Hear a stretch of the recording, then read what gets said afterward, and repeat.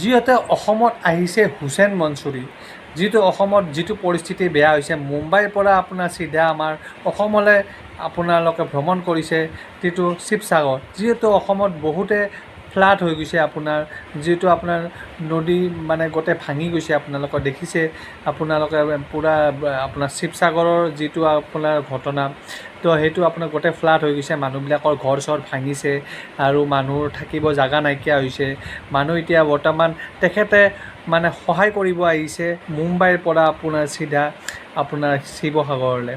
দেখিছে ভিডিঅ'টো আপোনালোকক মই দেখাই দিম, তো ভিডিঅ'টো আপোনালোকে চাব, দেখিছে কিমান সহায় কৰিছে, চাওকচোন।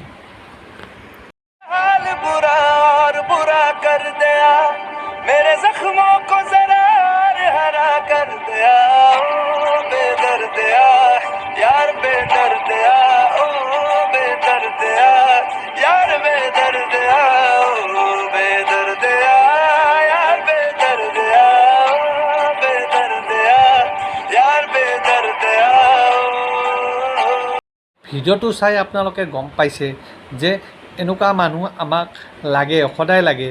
যিটো এনেকুৱা মানুহ সদায় আমি ভাবোঁ যে সদায় থাকক আৰু সদায় সহায় কৰি থাকক, ভাল হৈ থাকক আৰু আমাৰ ফালে অলপ চিন্তা কৰি আগবাঢ়ি যাওঁ।